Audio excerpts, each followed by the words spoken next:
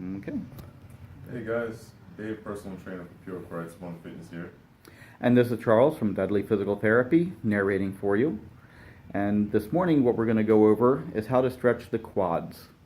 And this has always been an interesting group for me. Personally, I hate doing it. I always find it awkward.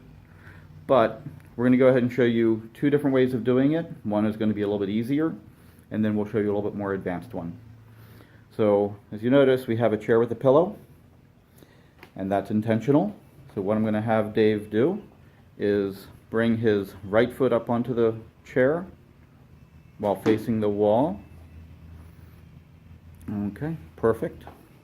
And this way, you get a little bit of a bend in the knee, get a little bit of extension at the hip, and then you can, while keeping that extension at the hip, dip down a little bit, getting that nice stretch in through the front of the quads. Now quads, as the name says, means four, so there are four muscles. Two of them, fortunately, are right in the middle, one over top of the other.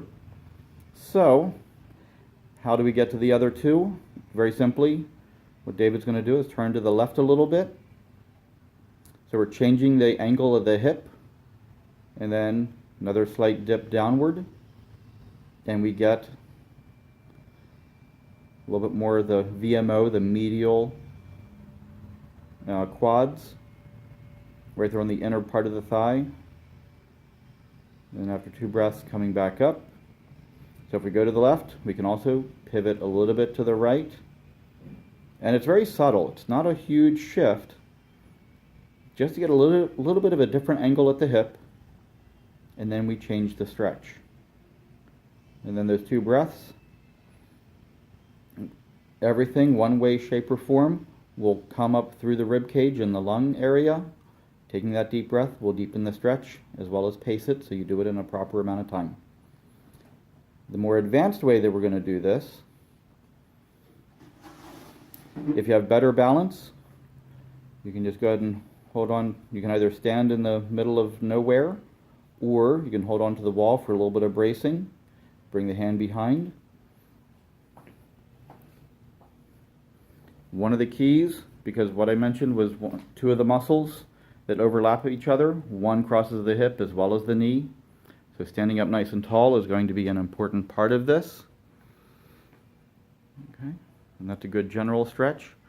Now if David were to flare his left hand out to the side and actually flare the knee outward a little bit, good. There you're getting a different aspect of the quads again. Again, this is for people with a little bit better balance. Personally, I am not one of them, so you will not see me demonstrate this one. Now to get to that other part of the hip, David's actually going to be very clever and switch hands with the same leg. So again, we're rotating the hip, and he's got excellent balance. So if you need to, personally, hold on to something to steady yourself, back of a chair, a wall, something to give that little extra stability. But if you have balance like David does, it won't be a problem.